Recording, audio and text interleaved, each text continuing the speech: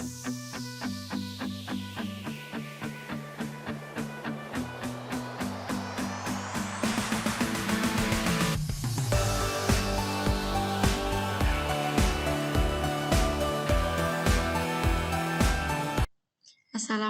warahmatullahi wabarakatuh.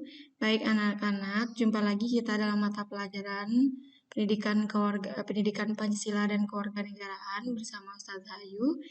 Nah, sebelum kita masuk ke pelajaran kita hari ini, yaitu Ustazah ingin menyapa dulu Ananda semua. Bagaimana keadaannya? Semoga Ananda semua sehat dan diberikan kekuatan, kesehatan untuk menerima ilmu serta pembelajaran ini dengan baik. Nah, untuk sebelum Ustazah memaparkan materi pembelajarannya, maka lihat dulu ini ada suatu motivasi. Nah, motivasi yang Ustazah berikan kepada Ananda semua. Bisa lihat di sini ya, sebentar ya. Nah, ini dia, motivasi hidup. Nah, ini ada kata-katanya, hidup bukanlah tentang mendapatkan apa yang kamu miliki, tapi tentang menghargai apa yang kamu miliki dan sabar menanti apa yang akan menghampiri. Nah, jadi di sini kata-katanya bisa kita maknakan bahwasannya apa yang kita miliki itu kita hargai, kita syukuri gitu ya. Nah, kemampuan kita, diri kita, misalkan atau dalam sebuah pembelajaran pendidikan nilai kita, nah kita hargai itu dan kita syukuri. Namun kita akan berusaha meraihnya dan sabar menantinya nanti gitu ya. Nah, dengan tentunya dengan perjuangan, ikhtiar, dan doa gitu ya. Nah, oke, slide berikutnya ini ada tentang eh, paparan KD-nya. Nah, KD-nya kita ambil 3.1 karena di materi ini nanti kita di semester 1 ini, di kelas 11 ini kita akan belajar nanti 3 materi ya, 3 KD maksudnya, 3 KD. Jadi 3 KD ini nanti 3.1, 3.2, dan 3.3. Nah, untuk paparan materi yang pertama kita mulai dari 3.1 yang mana nanti ada materi pokoknya gitu ya. Nah, kita lihat dulu 3.1 mengenai menganalisis kasus-kasus pelanggaran hak asasi manusia dalam perspektif Pancasila untuk mewujudkan harmoni hak dan kewajiban asasi manusia dalam kehidupan berbangsa dan bernegara. Materi pokoknya, konsep hak dan kewajiban asasi manusia. Tujuan pembelajarannya di sini setelah mengikuti proses pembelajaran ini, peserta didik diharapkan dapat mengidentifikasi bentuk hak dan kewajiban asasi manusia. Yang kedua, setelah mengikuti proses pembelajaran ini, peserta didik diharapkan dapat menganalisis tentang sejarah HAM di dunia, di Indonesia ya. Kemudian yang ketiga, setelah mengikuti proses pembelajaran ini, peserta didik diharapkan dapat menyimpulkan makna, hak, dan kewajiban asasi manusia. Oke, sepertinya kita perbesar dulu layarnya, biar Ananda dapat melihatnya dengan jelas. Nah, oke, ini sudah kita perbesar. Ya, ini eh, ini sudah tadi ya, kita lanjut sini. Nah, kita mulai dari A, konsep hak dan kewajiban asasi manusia. Nah, di sini Ananda bisa lihat bahwasannya hak asasi manusia atau HAM merupakan anugerah Tuhan yang Maha Esa. Nah, yang Maha Esa diberikan kepada manusia sejak dalam kandungan yang bersifat universal. Universal ini menyeluruh ya. Dalam arti tidak mengenal batas umur, jenis kelamin, negara, ras, agama, dan budaya. Nah, hal ini menjadi landasan moral manusia dalam interaksi dengan manusia lainnya dalam masyarakat. Tujuannya untuk menjamin harkat dan martabat manusia serta menjaga keharmonisan dalam lingkungan. Hal ini berlaku seumur hidup dan tidak dapat diganggu-gugat ya. Nah, ini tentang konsep hak dan kewajiban asasinya manusia. Oke, kita next. Nah, ini satu sejarah perkembangan hak asasi manusia di dunia ya. Nah, kita sekarang menelaah bagaimana sih perkembangan hak asasi manusia itu di dunia gitu ya. Yang mana diawali dari Magna Carta. Nah, Magna Carta. Nah, kita lihat di sini ada di dalam kurungnya itu pemerintah Raja John Locke Land, nah Inggris ya, pada tahun 1215, yaitu mengurangi kekuasaan raja secara absolut, yaitu mencakup, nah yang pertama, rakyat Inggris menuntut kepada raja agar berlaku adil kepada rakyat gitu ya kan. Yang kedua, menuntut raja agar dihukum atau didenda berdasarkan kesamaan dan sesuai dengan pelanggaran yang dilakukannya. Nah, kemudian yang ketiga, menuntut raja untuk menyampaikan pertanggungjawabannya kepada rakyat. Kemudian yang keempat, menuntut raja untuk segera menegakkan hak dan keadilan bagi rakyat. Oke, next. Yang kedua dari Petition of Right. Nah, atau pemerintah Raja Charles ya, Inggris. Nah, di sini pada tahun 1628 di mana memuat pajak dan hak-hak istimewa harus dengan izin parlemen. Nah, orang-orang tidak boleh ditangkap tanpa tuduhan yang tidak sah gitu ya. Nah, tanpa tuduhan yang sah gitu ya. Dalam keadaan damai, tentara tidak boleh menjalankan hukum perang. Kemudian yang ketiga, habeas corpus. Nah, ini pemerintahan Charles II Inggris, di mana pada tahun 1679 seseorang ditahan segera diperiksa dalam waktu 2 hari setelah penahanan. Alasan penahanan seseorang harus disertai bukti yang sah menurut hukum, gitu ya. Kita lanjut. Nah, Bill of Rights, nah pemerintahan William, nah William III di Inggris yaitu pada tahun 1689. Nah, yang pertama kebebasan dalam pemilihan anggota parlemen, yang kedua kebebasan berbicara dan mengeluarkan pendapat, yang ketiga pajak undang-undang dan pembentukan tentara tetap harus seizin parlemen. Kemudian hak warga negara untuk memeluk agama menurut kepercayaan masing-masing. Parlemen berhak untuk mengubah keputusan raja. Nah, yang kelima, ya sejarah perkembangan yang kelima, Declaration of Independence. Nah, di Amerika ya, ini pada tahun 1776. Nah, yang memuat bahwa semua orang diciptakan sama, dikaruniai Tuhan hak-hak untuk hidup. Nah, kemerdekaan dan mengajarkan kebahagiaan gitu ya. Nah, kemudian next ya. Ini Declaration des Droits de l'Homme et du Citoyen ya. Nah, ini pada tahun 1789 pernyataan hak-hak asasi manusia dan warga negara sebagai hasil revolusi Prancis di bawah pimpinan Jenderal Lafayette ini antara lain menyebutkan manusia dilahirkan bebas dan mempunyai hak-hak yang sama. Hak-hak tersebut antara lain hak kebebasan, hak memilih, dan hak keamanan.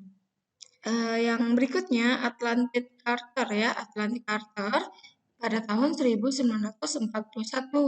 Nah, di sini memuat piagam ini merupakan kesepakatan antara Roosevelt dan Winston ya, Winston.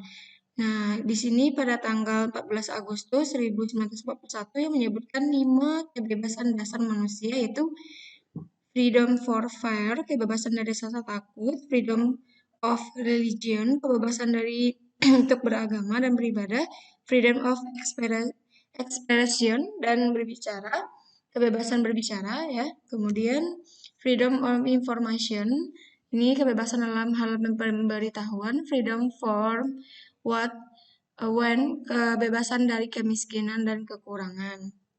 Yang terakhir yaitu ada Universal Declaration of Human Right. Nah, kenapa di sini universal? Berarti dia sudah menyeluruh ini ya. Nah, ini pada tahun 1948. Deklarasi ini berisi pernyataan sedunia tentang hak asasi manusia yang terdiri atas 30 pasal. Piagam ini menyerukan kepada semua anggota dan bangsa di dunia untuk menjamin dan mengakui hak asasi manusia yang dimuat dalam konstitusi negara masing-masing. Nah, disinilah awal yang sudah mengenal hak asasi manusia seluruh dunia. Dan di Declaration of Human Rights ini sudah mencakup semuanya hak perempuan juga. Nah, yang mana sebelumnya belum masuk ke dalam hak perempuan. Dan ini dicetuskan oleh Anna Roosevelt ya namanya ya. Ya. Oke. Kalian nanti bisa share juga cari siapa itu Anna Roosevelt. Nah, kita lanjut ya. Nah, ini sejarah perkembangan HAM di Indonesia. Nah, sejarah perkembangan di Indonesia itu ini terdapat beberapa periode yang mana ada periode sebelum kemerdekaan. Yang pertama ada Budi Utomo. Nah, pada tahun 1908, organisasi ini memperjuangkan hak kebebasan secara berserikat dan mengeluarkan pendapat. Nah, kemudian yang kedua Serikat Islam pada tahun 1901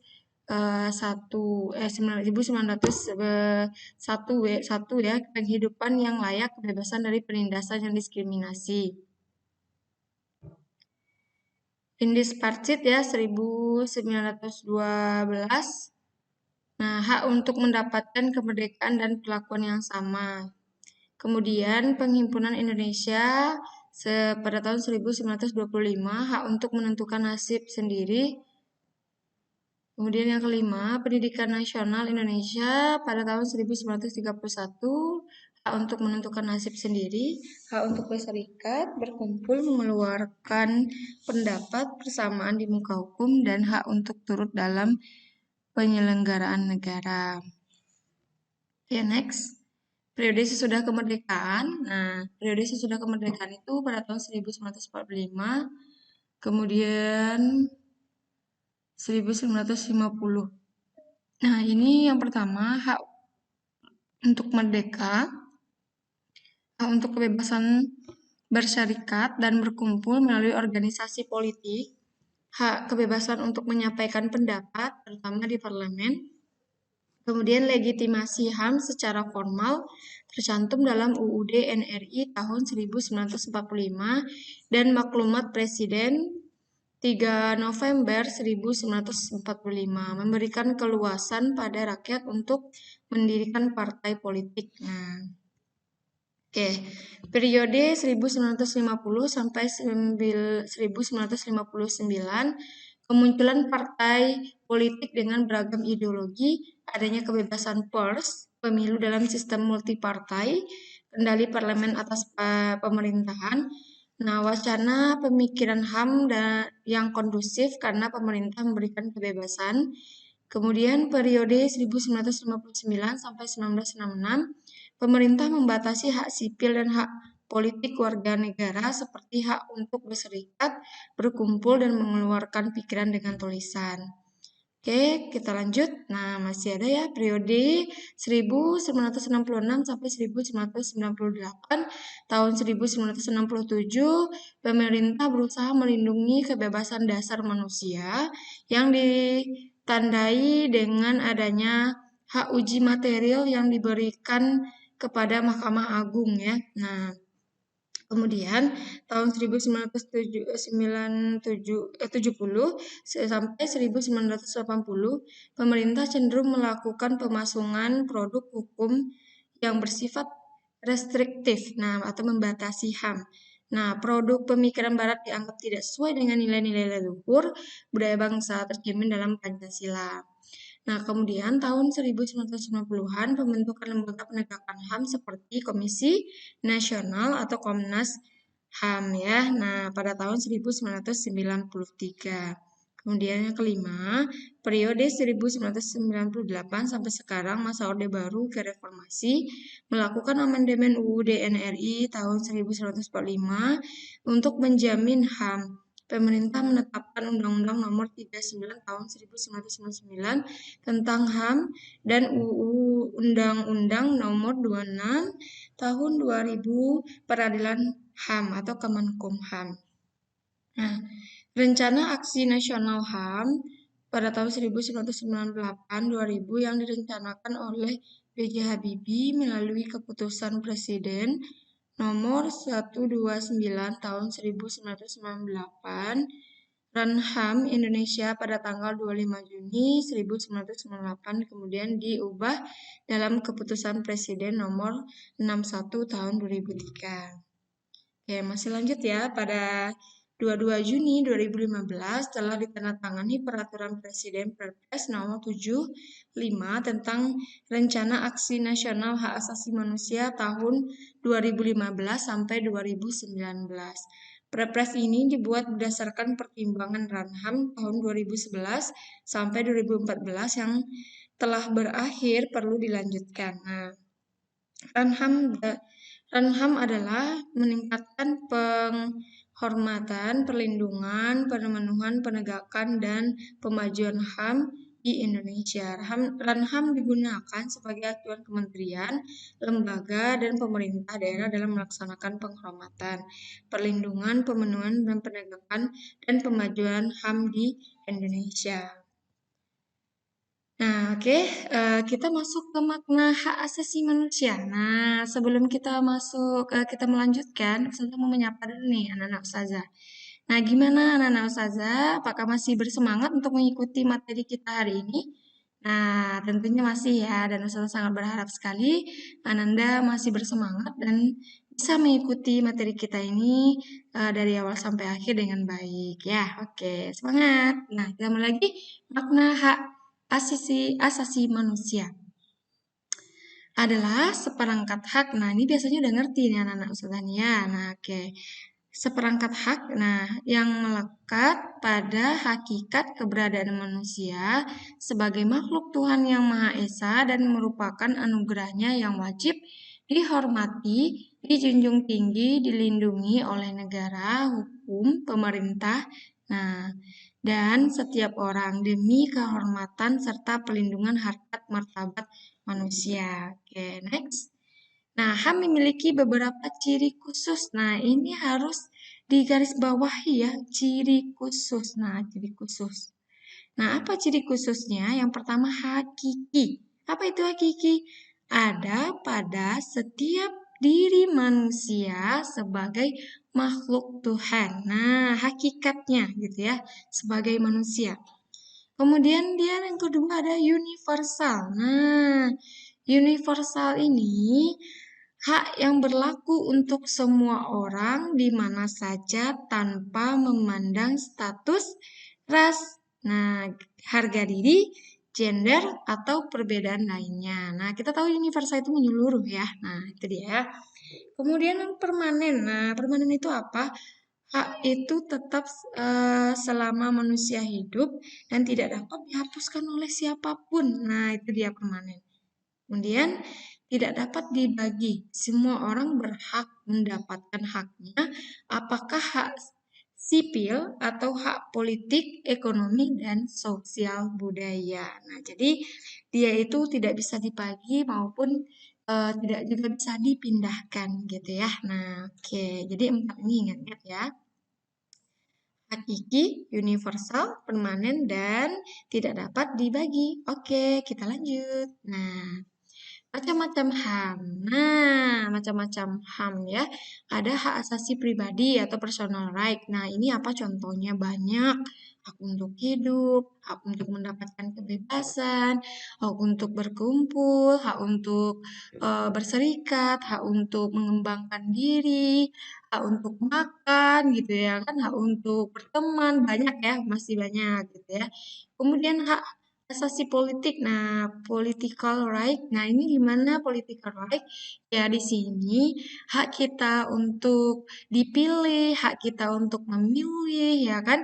Kemudian hak kita ikut dalam parlemen ya, seperti jadi anggota legislatif, yudikatif, eksekutif, bahkan jadi apa namanya anggota lainnya ya yang berhubungan dengan itu. Nah, kemudian hak asasi ekonomi property right ini di mana kita berhak untuk mengembangkan perekonomian gitu ya kan seperti kita berhak untuk berjualan gitu ya kan mencari uang gitu ya. Nah, kemudian hak asasi hukum. Nah, di mana di sini kita memiliki apa namanya eh apa kita dilindungi ya. Nah, kita kalau ada yang nanti yang mencoba untuk menjahati kita, menipu kita, nah kita bisa mendapatkan hak ini gitu ya. Hak asasi sosial dan budaya. Nah, sosial budaya ini atau social and cultural right. Nah, ini hak di mana dapat bebas mengembangkan budaya serta kebebasan untuk bersosial gitu ya. Nah, kemudian hak asasi dalam tata cara peradilan dan perlindungan. Nah, ini misalkan nanti dalam peradilan kita akan mendapatkan hak kita dan kita juga akan mendapatkan perlindungan di peradilannya nanti gitu ya. Semacam sidang seperti itu ya. Oke, kita mesti lanjut ya Nana. Nah, ini dia makna kewajiban. Ini yang terakhir rasanya ya. Kita sampai ini tadi ya. Nah, apa itu makna kewajiban asasi manusia? Dan Ananda juga mungkin sudah tahu ya, tapi ini bentuk yang tertuang dalam undang-undang, yaitu kewajiban yang harus dilaksanakan demi terlaksananya atau tegaknya hak asasi manusia. Nah, itu dia. Jadi, kalau kita tanpa adanya kewajiban asasi, maka nanti haknya tidak terlaksana gitu. Kenapa? Karena kalau kita tidak menghargai hak seseorang, maka juga kita tidak dihargai gitu ya. Nah, oke. Adapun kewajiban dasar manusia, menurut pasal 1 ayat 2 Undang-Undang Nomor 39 Tahun 1999, yaitu tidak dapat dilepaskan pribadi manusia dari hak asasi manusia. Nah, dan kebebasan dasar manusia. Tanpa hak asasi dan kebebasan dasar, manusia akan kehilangan harkat dan martabat kemanusiaannya gitu ya. Nah, jadi tanpa adanya HAM ini, maka manusia akan kehilangan harkat dan martabatnya sebagai manusia gitu ya. Jadi HAM ini sangat perlu dijunjung tinggi dan sangat dilindungi. Makanya kita itu saling menghargai tentang harkat dan martabat seseorang gitu ya. Nah, oke. Coba kita lihat ya berikutnya. Ya, oh ya, sudah habis ya sampai di sini berarti. Nah, berarti sampai di sini pula lah materi kita hari ini tentang pertemuan satu kita di semester 1 kelas 11 ini ya. Nah, semoga Ananda dapat memahami apa yang saya sampaikan. Dan jangan lupa belajar lebih giat lagi dan banyak lagi dengan banyak-banyak membaca buku dan mencari-cari situs-situs di web seperti tentang apa namanya hak asasi manusia ini ya mendukungnya. Oke, eh, berikutnya Ustazah tutup dulu ya. Nah, Ustazah tutup dulu. Maaf kalau ada salah dan kekurangan dari video ini. Eh, Ustazah ucapkan Assalamualaikum warahmatullahi wabarakatuh.